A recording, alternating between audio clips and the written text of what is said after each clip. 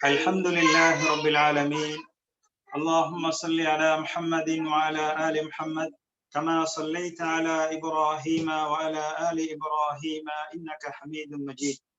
اللهم بارك على محمد وعلى آل محمد كما باركت على إبراهيم وعلى آل إبراهيم إنك حميد مجيد. அன்பார்ந்த இஸ்லாமிய சகோதரர்களே, நாம் இதுவரை ஹதீஸ் பாடத்திலே 21 ஹதீஸ்களை பார்த்திருக்கிறோம். இமாம் நவவி ரஹ்மத்துல்லாஹி அலைஹி அவர்களால் கூர்வை செய்யப்பட்ட அல் அர்பஊன நவவியா என்ற அந்த கிரந்தத்திலே இன்று இன்ஷா அல்லாஹ் 22வது ஹதீஸை பார்க்க இருக்கிறோம். எனவே குறிப்பிட்ட நேரத்தில் இந்த ஹதீஸுடைய விளக்கத்தை அல்லாஹ்வின் உதவியை நாடியவனாக நான் ஆரம்பம் செய்கிறேன். அல் ஹதீஸ் சானி வல் இஷ்ரூன் 22வது ஹதீஸ். عن أبي عبد الله جابر بن عبد الله الأنصاري رضي الله عنهما أن رجلا سأل النبي صلى الله عليه وسلم فقال: أرأيت إذا صليت المكتوبات وصمت رمضان وأحللت الحلال وحرمت الحرام ولم أزد على ذلك شيئا أدخل الجنة؟ قال نعم. رواه مسلم. இந்த ஹதீஸை அபு அப்துல்லாஹ் ஜாபிர் இப்னு அப்துல்லாஹ் ரலியல்லாஹு அன்ஹு அவர்கள் அறிவிக்கிறார்கள். ஒரு மனிதர் நபி அவர்களிடம் வருகை தந்து, நான் கடமையாக்கப்பட்ட தொழுகைகளை நிறைவேற்றுகிறேன், ரமதானில் நோன்பு நோட்கிறேன், அனுமதிக்கப்பட்ட ஹலாலானவைகளை ஏற்று நடக்கிறேன், தடுக்கப்பட்ட ஹராமானவைகளை தவிர்த்து நடக்கிறேன், இதற்கு மேல் எதுவும் செய்யவில்லை, இந்த நிலையில் நான் சுவர்க்கம் நுழைவேனா என்று கேட்டார். அதற்கு நபி அவர்கள் ஆம் என பதிலளித்தார்கள். இந்த ஹதீஸ் முஸ்லிம் கிரந்தத்திலே பதியப்பட்ட ஒரு செய்தியாக இருக்கிறது. இந்த ஹதீஸிலே ஹர்ரம்துல் ஹராம், அதாவது ஹராமாக்கியவைகளை ஹராமாக்குகிறேன் என்றால் அல்லாஹ் தடுத்தவைகளை தவிர்ந்து கொள்கிறேன் என்பதுதான் அதனுடைய அர்த்தமாகும். அதே போன்று ஹலாலாக்கியவைகளை ஹலாலாக்குகிறேன் என்றால் அல்லாஹ் அனுமதித்த ஹலாலாக்கியவைகளை அது ஹலால் என்று உறுதியாக நம்பி அதனை செயல்படுத்துகிறேன் என்பதாகும். இந்த ஹதீஸை ஜாபிர் ரலியல்லாஹு அன்ஹு அவர்கள் அறிவிக்கிறார்கள். அதாவது ஒரு மனிதர் நபி அவர்களிடத்திலே வந்து கேட்கிறார். இங்கே அந்த மனிதர் யார் என்று கூறப்படவில்லை. ஆனால் இவ்வாறு ஹதீஸ்களிலே, பல ஹதீஸ்களிலே ஒரு மனிதர் வந்தார், ஒரு மனிதர் கேட்டார், இவ்வாறு பல மனிதர்கள் கேட்டார்கள் என்ற ஹதீஸ்களை நாம் பார்க்கின்றோம். எனவே இந்த இடத்திலே நாம் அந்த நிகழ்வைத்தான் புரிந்து கொள்ள வேண்டுமே அல்லாமல் அந்த மனிதர் யார் என்று அறிந்து கொள்ள வேண்டும், அதை தேடுவதில் சிரமப்படுவதில் பயன்பாடுகள் குறைவாக இருக்கும். ஆனால் சில வேளை அந்த மனிதர் யார் என்று தெரிவதனூடாக கூறப்படக்கூடிய சட்டம் மாறும் என்றால் அதனை தெரிந்து கொள்வது ஒரு வரவேற்புக்குரிய விடயமாக இருக்கும்.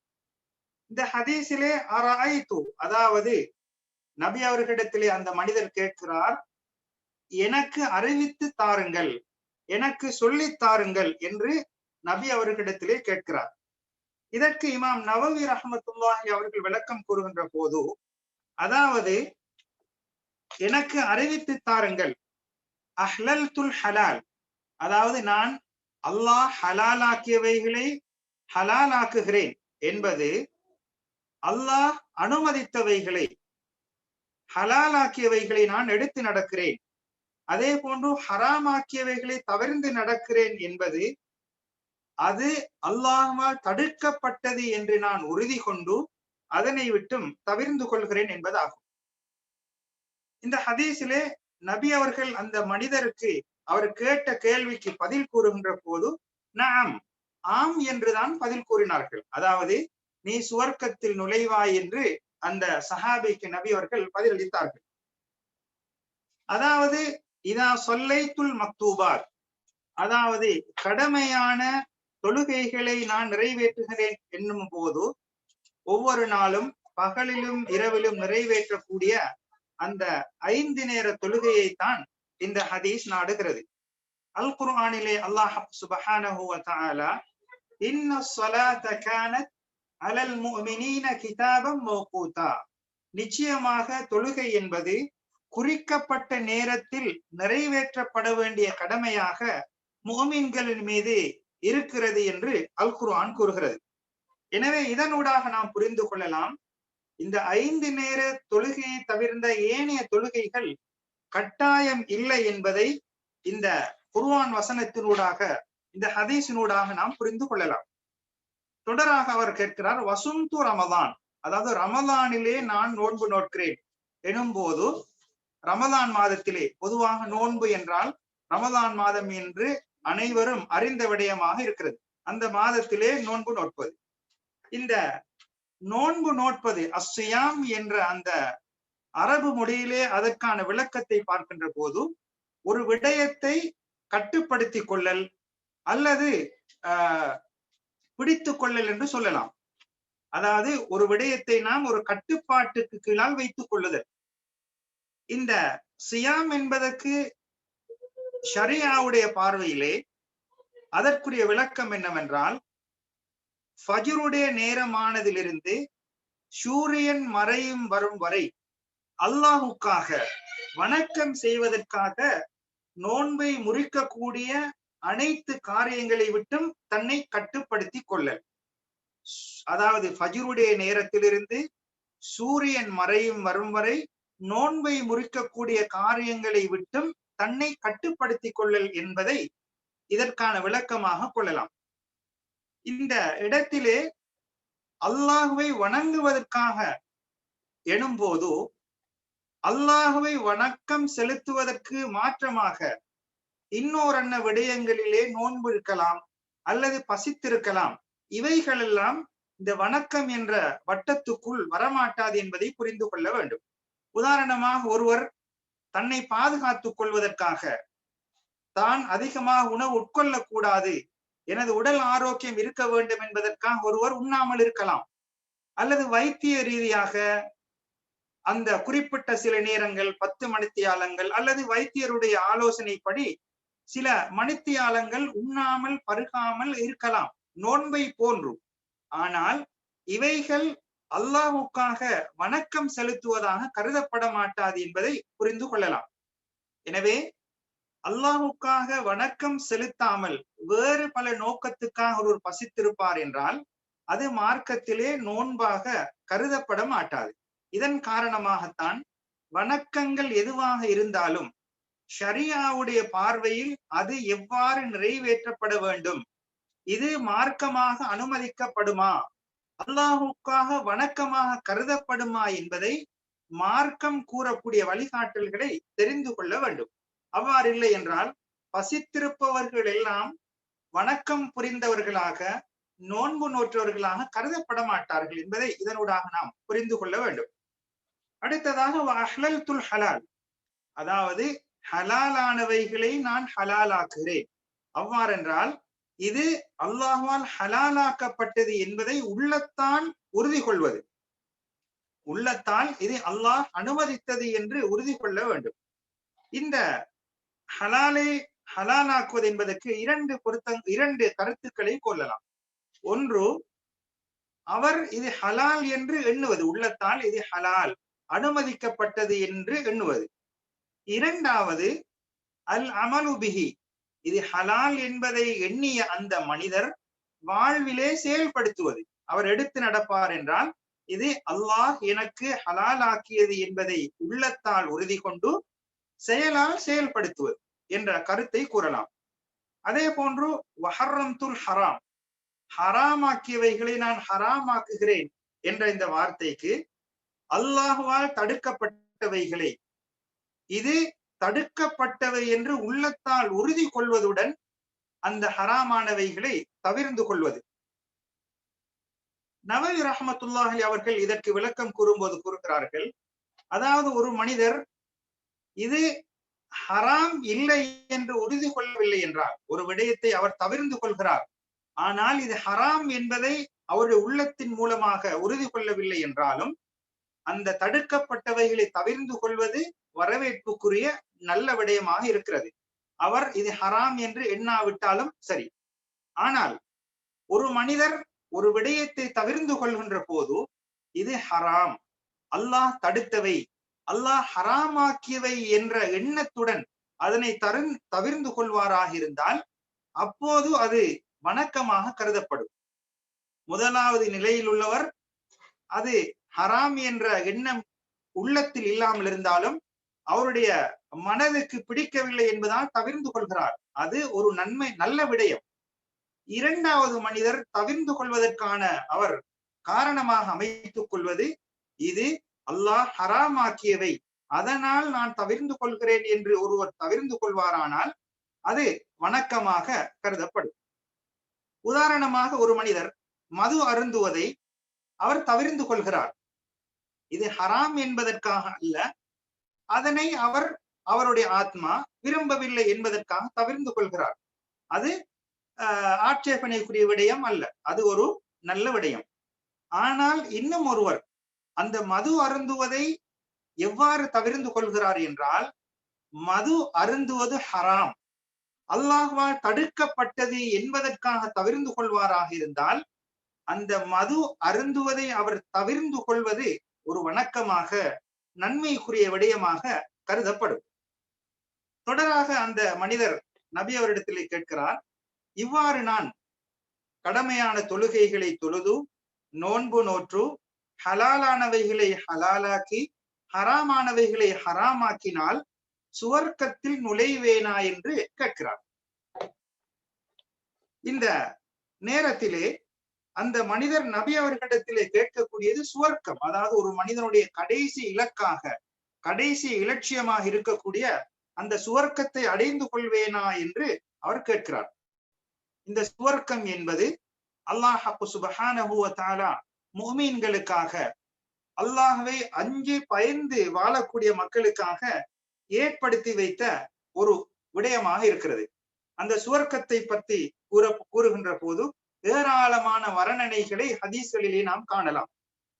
எந்த கண்ணும் கண்டிராத, எந்த காதுகளினாலும் கேட்டிராத, எந்த உள்ளத்தினாலும் சிந்தித்து பார்த்து முடிவுரை காண முடியாத அளவுக்கு அந்த சுவர்க்கத்தை அல்லாஹ் பிரம்மாண்டமானதாக மிகவும் பெருமதியானதாக ஆக்கி வைத்திருக்கிறான் என்ற பல வர்ணனைகளை காணலாம். இந்த சுவர்க்கத்திலே அல்லாஹ் சுப்ஹானஹு வ தஆலா பல கனி வகைகள், ஈச்சம் கனிகள், மாதுளம் கனிகள், அதே போன்று இறைச்சி வகைகள், நீர், பால், தேன் போன்ற பல விடயங்களை எல்லாம் ஏற்பாடு செய்து வைத்திருக்கின்றார். ஆனால் உலகத்திலே நாம் பால், தேன், தண்ணீர், இறைச்சி, பல வகைகள் என்ற அந்த பெயரளவிலே நாம் சுவர்க்கத்திலும் அது போன்றது இருக்கும் என்று கூறினாலும் கூட உலகத்திலே பெயர் கொண்டு அழைக்கப்படக்கூடியவைகள் அங்கே சுவர்க்கத்திலே பெற்றுக்கொண்டாலும் அதனுடைய உண்மையான அதனுடைய ருசியும் வகையும் அதனுடைய வர்ணனையும் மிகவும் மாற்றமானதாக, மிகவும் வித்தியாசமானதாக, பெருமதியானதாக இருக்கும் என்பதை அல் குர்ஆன் கூறும் வசனங்களூடாக நாம் புரிந்து கொள்ளலாம். அதாவது அவருடைய உண்மையான தன்மையை எந்த ஆத்மாவும் அறிந்து கொள்ள மாட்டார்கள், அதனை அல்லாஹ் மறைத்து வைத்திருக்கிறார். ஹதீசுல் குதிசிலே அல்லாஹ் கூறுகின்ற போது அஅதத்து லிஇபாதிய ஸாலிஹீன், சாலிஹான நல்லடியார்களுக்காக நான் இதனை ஏற்பாடு செய்து வைத்திருக்கின்றேன். அதனை எந்த கண்களும் கண்டிராத, எந்த காதுகளிலும் கேட்டிராத, எந்த உள்ளத்தாலும் சிந்தித்து விளங்க முடியாத அளவுக்கு விசித்திரமானதாக அல்லாஹ் ஆக்கி வைத்திருக்கிறான் என்பதை பல ஹதீஸ்களிலே நாம் காணலாம். இந்த கேள்விக்கு பதிலாக நபி அவர்கள் எவ்வாறு கூறுகிறார்?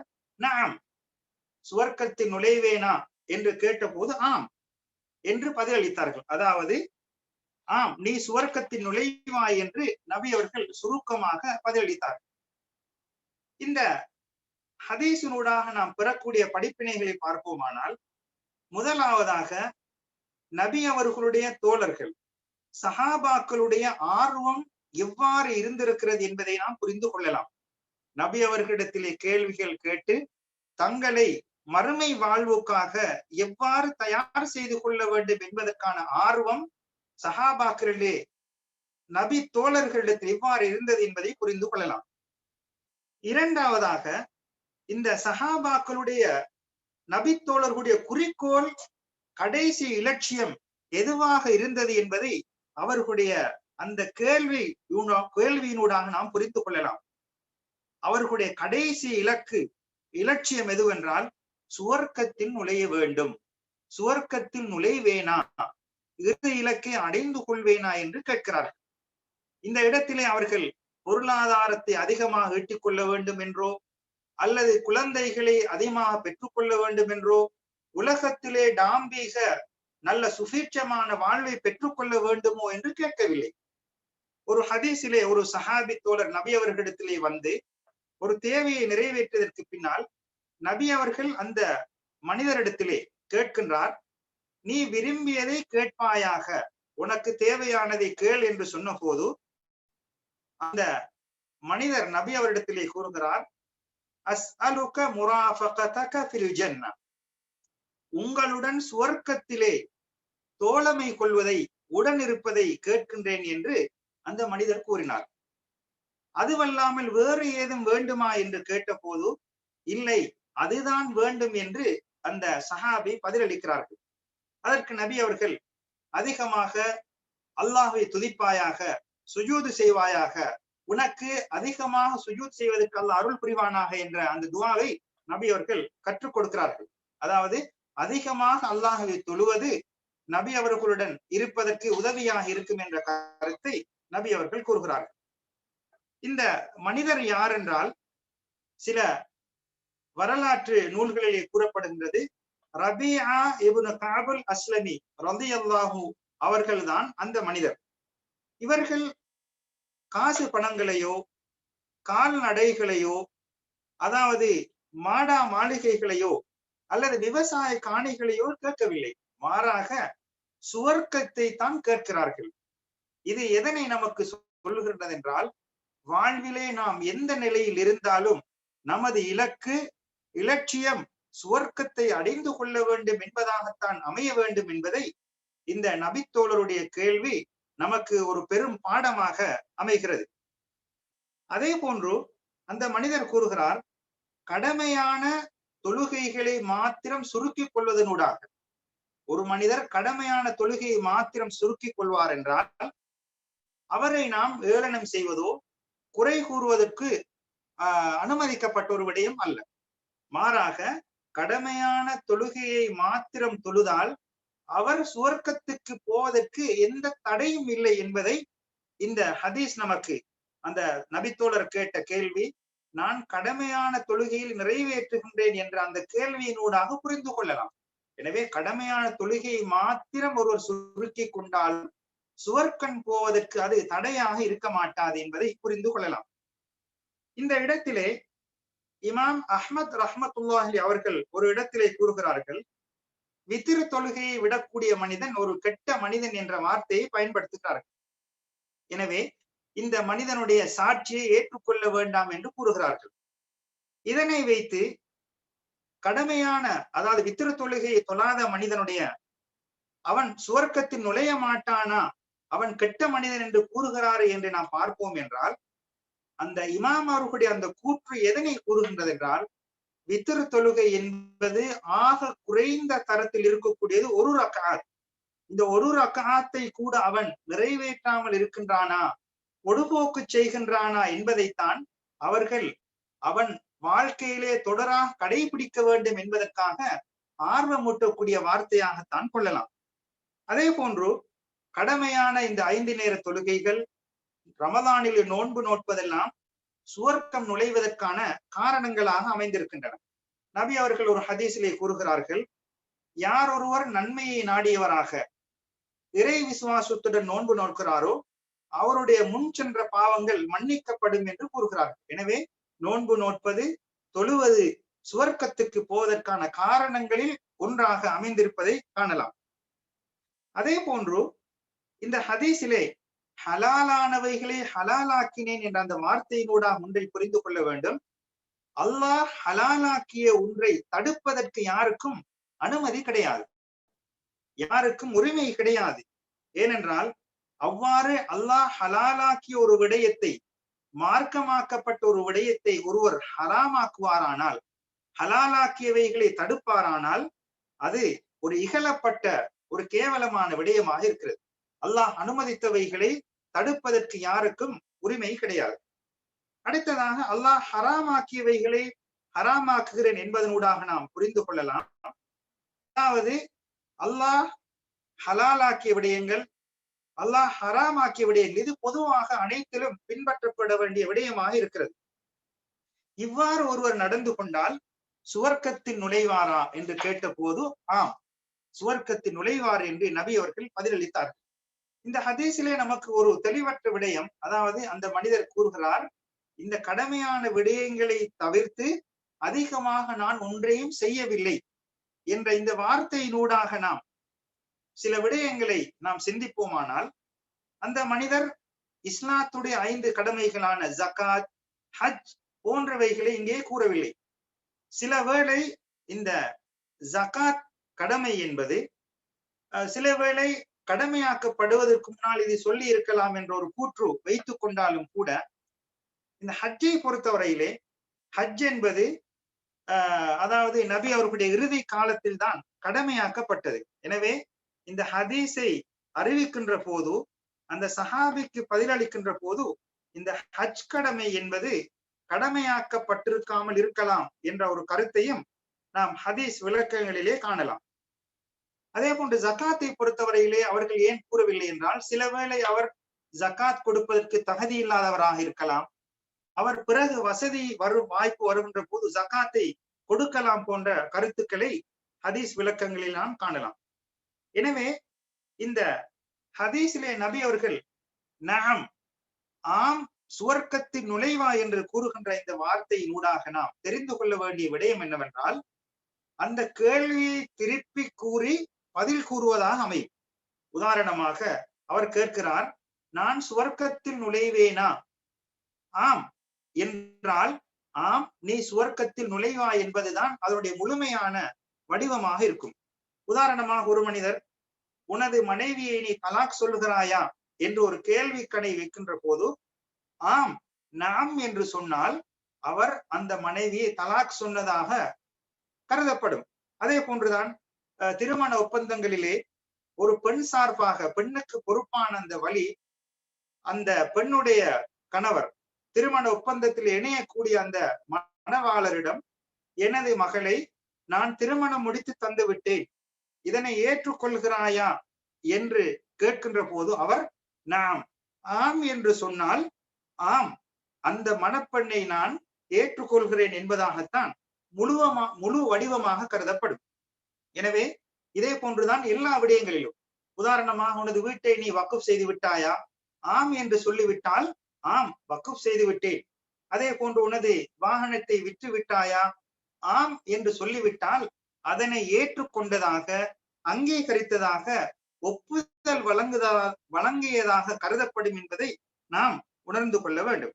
எனவே எல்லா நிலைகளிலும் ஒரு கேள்வியாக கேட்கப்படுகின்ற போது நாம் ஆம் என்று பதிலளிப்போமானால் அதனை ஏற்றுக்கொண்டதாக, அங்கீகாரம் வழங்கியதாக கருதப்படும் என்பதை நபி அவர்களுடைய இந்த நாம் ஆம், சுவர்க்கத்தின் நுழைவா என்ற அந்த பதினொன்றாக நாம் தெரிந்து கொள்ளலாம்.